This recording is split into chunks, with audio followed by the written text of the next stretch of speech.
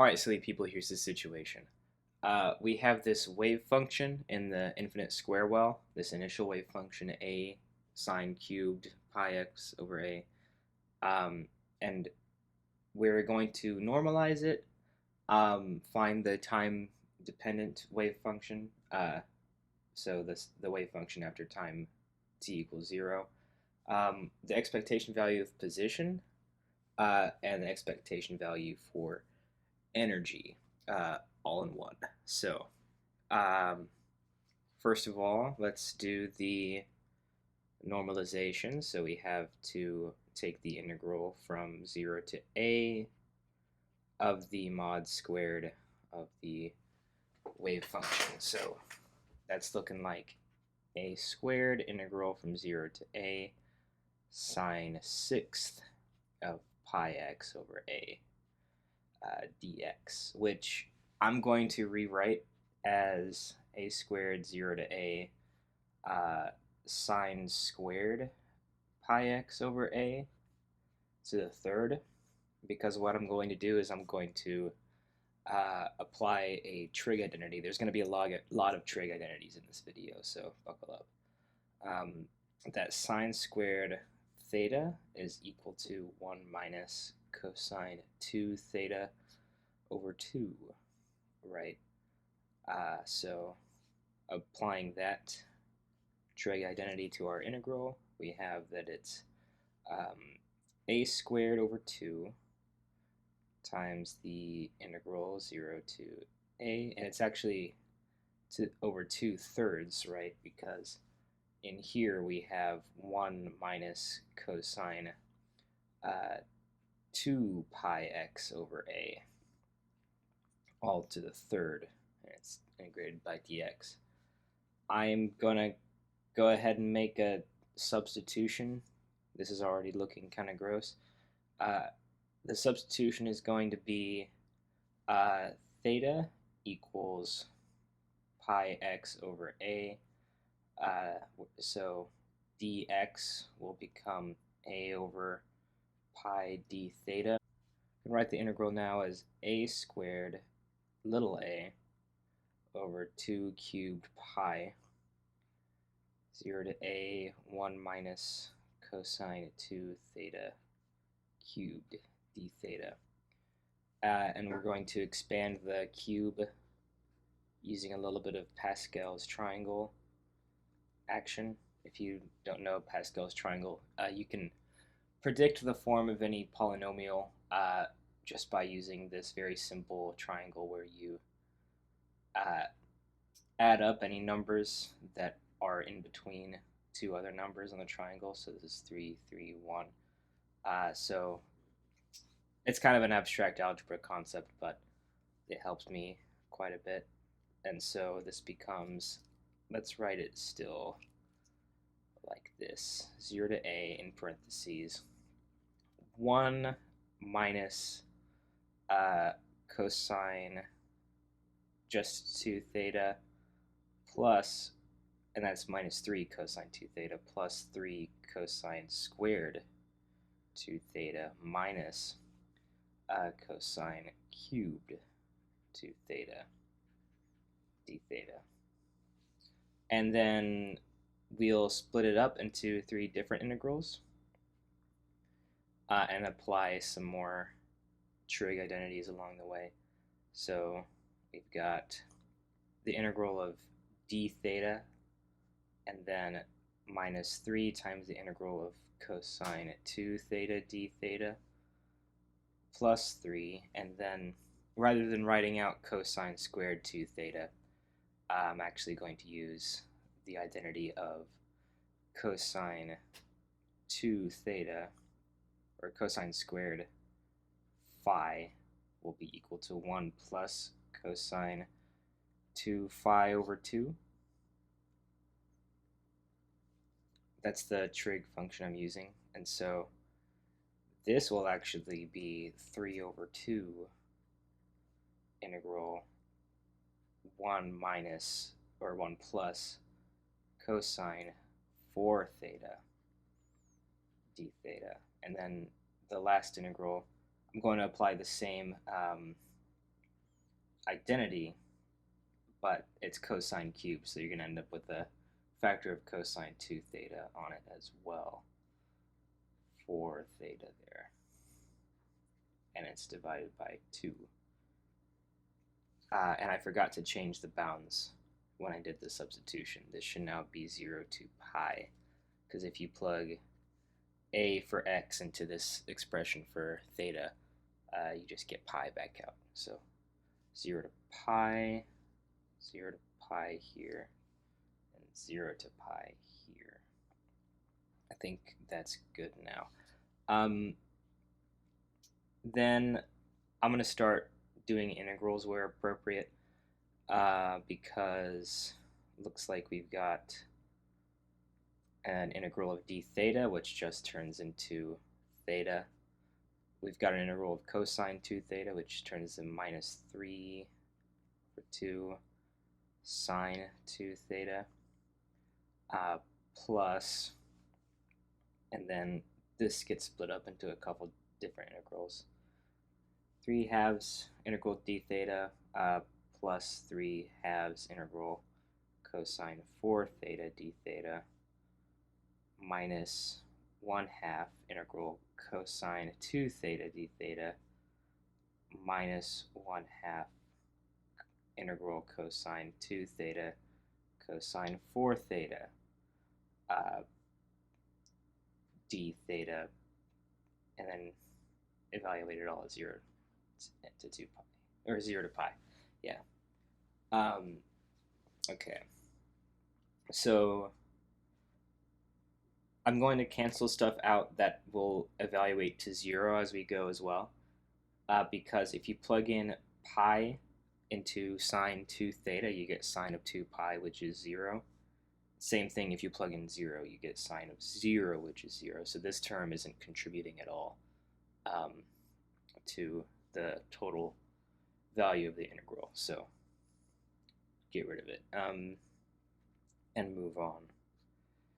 So we're still going to have the theta integral. So this is theta plus 3 halves theta plus 3 over 2 times 4 sine 4 theta. And again, this anything that's a sine of a even integer is not going to contribute to the final answer. And then that integral is minus 1 over 4 sine 2 theta, which doesn't contribute. We're going to have to expand the cosines that are multiplied together. So new trig identity, there's going to be a cosine x cosine y is equal to 1 half, and then it's cosine x minus y plus cosine x plus y, right? That's the trig identity. So we're going to have minus 1 half, or 1/4 now,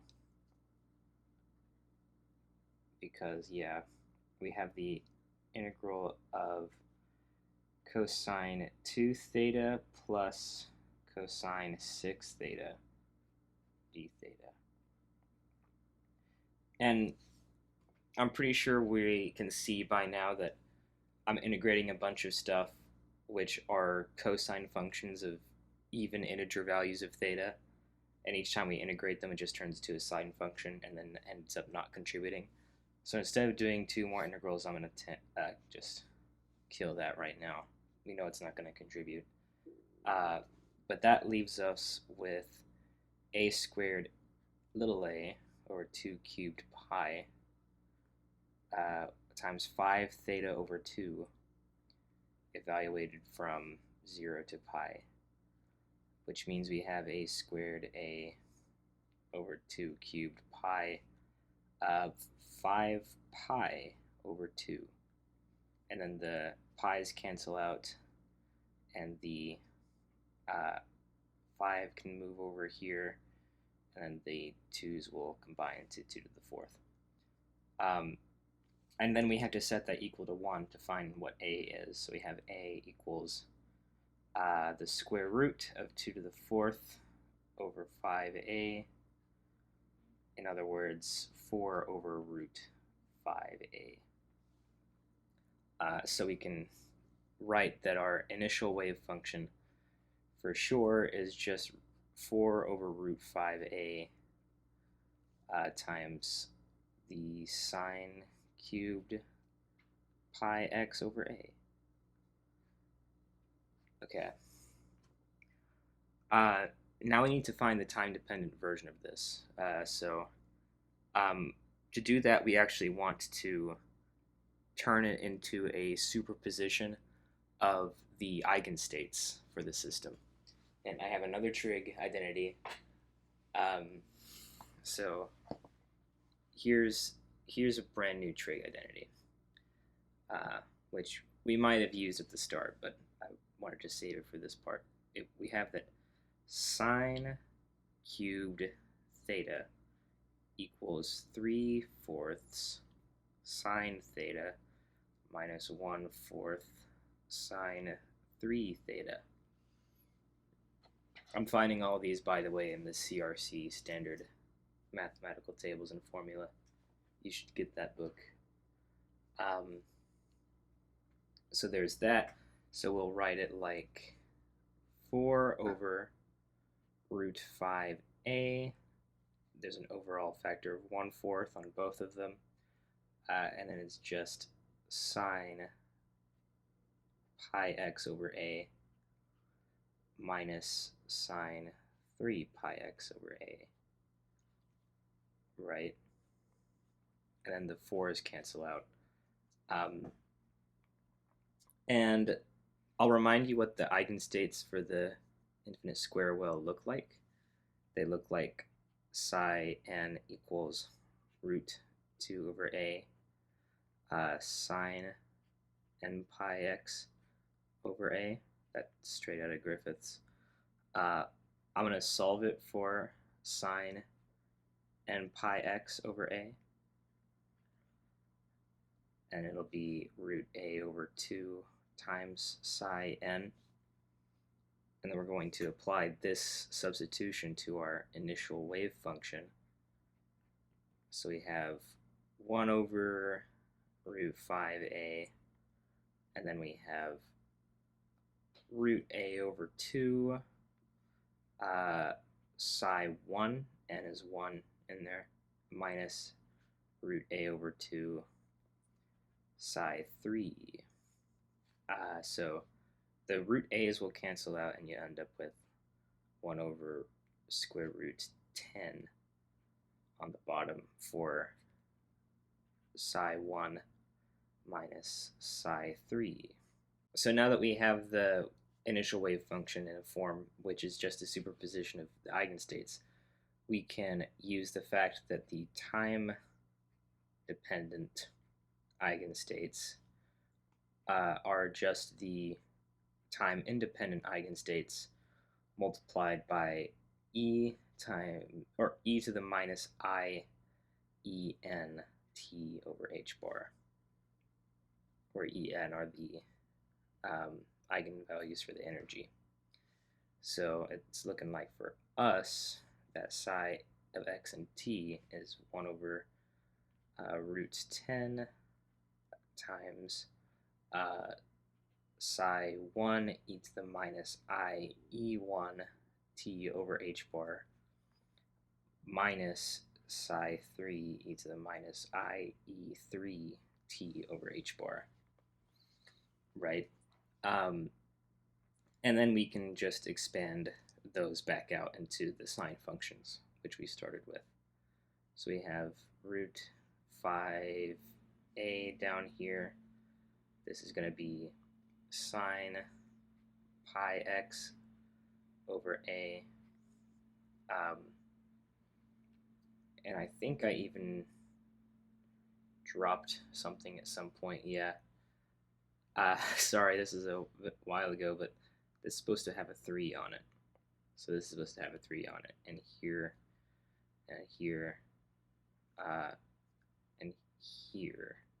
just according to the trig identity that I used, so apologies, but in the long run that isn't really that much uh, that far ahead.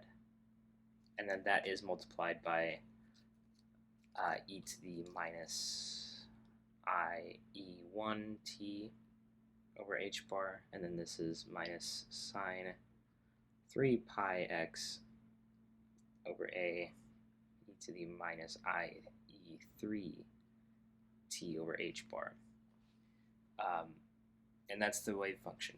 So now we can find the expectation value of x, which is usually defined by taking the integral over all space of the complex conjugate of the wave function times x times the wave function over dx. And since x usually commutes with a wave function in position space, we can also write it like x mod squared psi. So at this point, it's really useful to find what mod squared psi is, given that it's now time dependent.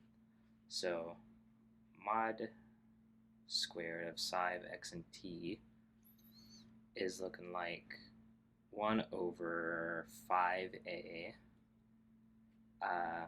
9 sine squared pi x over a plus sine squared 3 pi x over a. And then you're going to have a couple of cross terms. Both of them are going to be proportional to minus 3 sine pi x over a sine 3 pi x over a. And then there's going to be a couple of terms which depend on the energies. I'm going to move this down here so that I have more room to write them. But then one of them is going to be e to the, I'll just write an exponent, the exponent of it over h bar. You're going to have one term that's e3 minus e1. And there's going to be a term that is it over h bar e1 minus e3. Right? So that's the mod squared. So we're going to use the definition of the cosine function to eliminate this cross term into a cosine function of the difference of the energies. So cosine of z is just e to the iz plus e to the minus iz over 2, because we have that sort of same sort of thing there.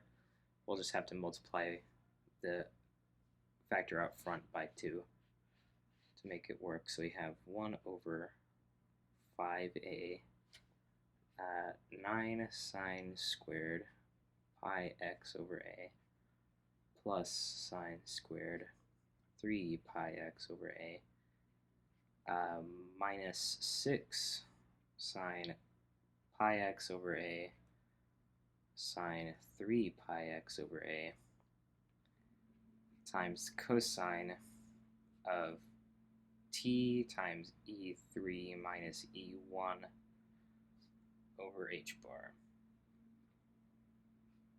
Lovely. So, awesome. Now we can actually get the expectation value for position. So that's looking like just putting an x everywhere and integrating stuff. So let's do a big bracket here. We'll have 9 times the integral x sine squared pi x over a plus the integral x sine squared 3 pi x over a, and then I'm just going to put this on the second line, 6 cosine t e3 minus e1 over h bar times the integral x sine pi x over a sine 3 pi x over a dx, and now I'm realizing that I didn't put dx's on places. Make sure to do that if your physics professor is a real nice person. And then evaluate it again from 0 to a. But we're going to make the substitution again, same substitution as before of, I'll write it in blue so you don't get it twisted. It's just theta equals pi x over a. But since everything is multiplied by x, we get to multiply the factor way the heck out front by a squared over pi squared instead of just a over pi. We have 9 times the integral theta sine squared theta d theta plus integral sine, or theta sine squared 3 theta d theta minus 6 cosine. There's no real way to make this cosine function look prettier right now. And then the integral theta sine 3 theta d theta from 0 to pi. Okay. Couple more trig identities incoming, or I guess we already did the sine function one, so I guess just one more trig identity coming in. That sine x sine y is going to be 1/2 cosine x minus y minus cosine x plus y, right? So using that jump, we're going to rewrite the integral that's last in line. For the other two integrals, we'll just use the same trig function as before of expanding sine squared. So we've got 1 over, just simplifying this stuff a bit actually, it's going to be a over 5 pi squared for the value up front, and I wish that it didn't look like trash, but this is now 9 times the integral of theta. It's actually 9 over 2, 9/2 theta 1 minus cosine 2 theta d theta, and this is 1/2 integral theta, and then it's multiplied by 1 minus cosine 6 theta d theta, and then minus 6 cosine t e3 minus e1 over h bar. And then we have the integral theta times, and it's actually 6/2, so that's interesting. Theta times cosine 3 minus 1 is 2, so it's cosine 2 theta minus 3 plus 1 is 4, so cosine 4 theta. Okay. Glorious. So at this point, I'm going to bring up a table integral that's in the back of the book and then work through it and show that a lot of these integrals are actually just 0. So in the back of the book, it has that the integral x cosine ax dx equals 1 over a squared cosine ax plus x over a sine ax yeah, that's the result. Okay.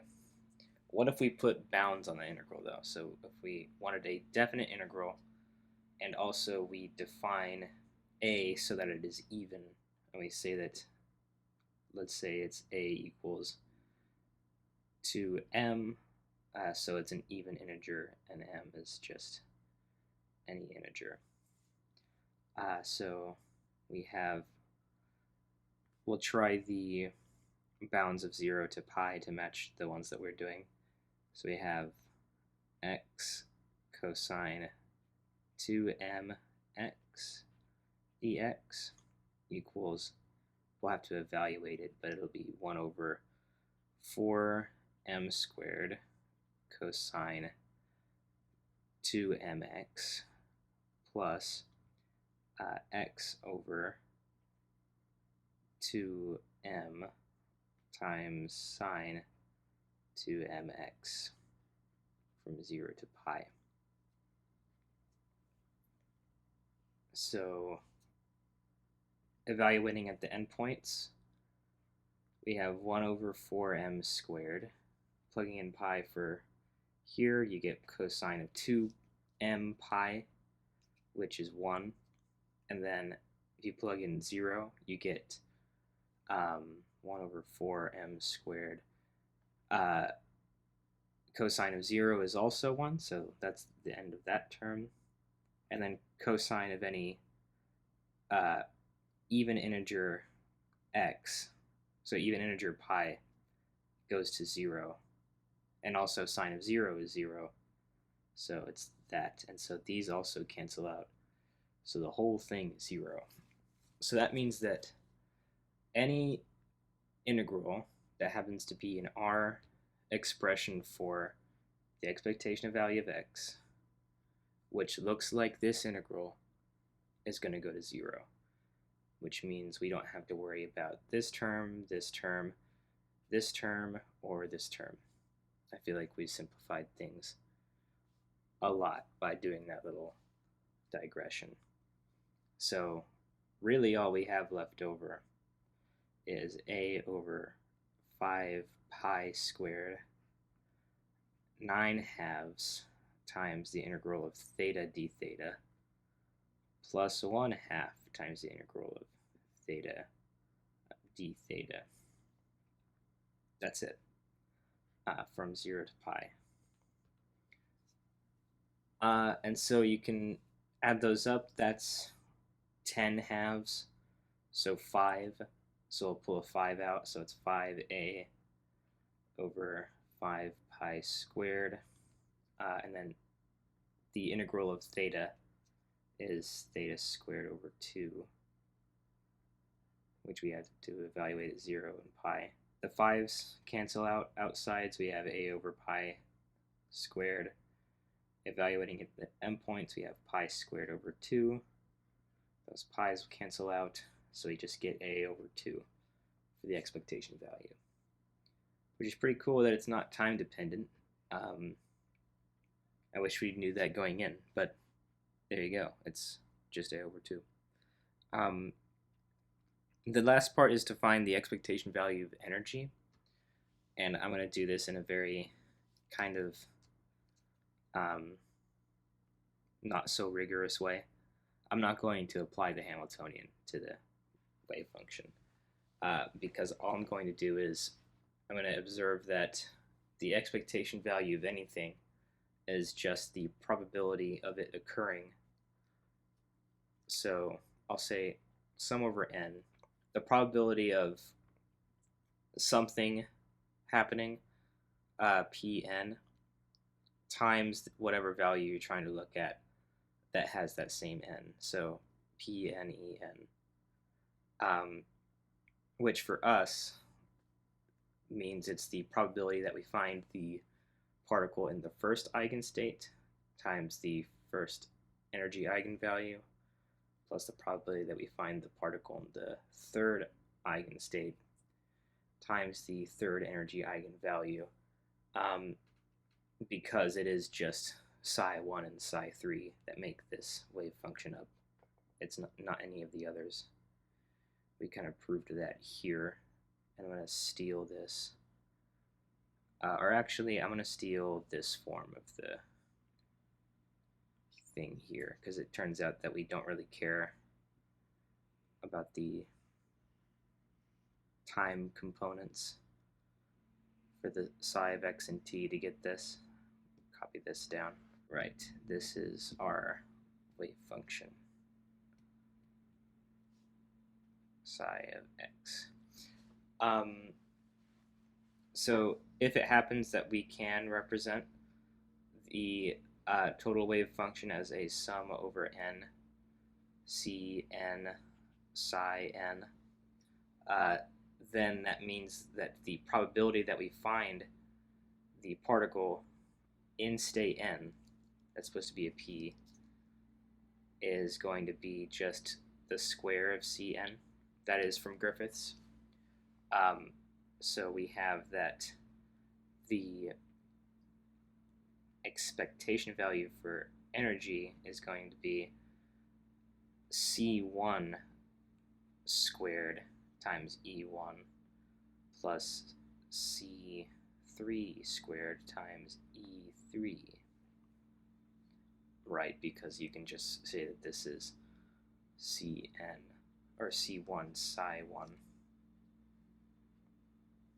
plus C3 psi 3, and it just so happens that C1 equals 3 over root 10, and C3 equals 1 over root 10, or minus 1 over root 10, I guess. But when you square it, that minus sign is going to go away. And to do this, we'll also need to define En, which is going to be n squared pi squared h bar squared over 2ma squared. Those are just the accepted energy eigenvalues. So we have 3, or actually 9 over 10 times pi squared h bar squared over 2ma squared plus 1/10 times 9 pi squared h bar squared over 2ma squared. So 9 plus 9 makes 18, 2 times 10 makes 20, so we have 18 pi squared h bar squared over 20 ma squared. We can divide top and bottom by 2 and just get 9 pi squared h bar squared over 10 ma squared. And that's as best as you can get it, I think. Alright.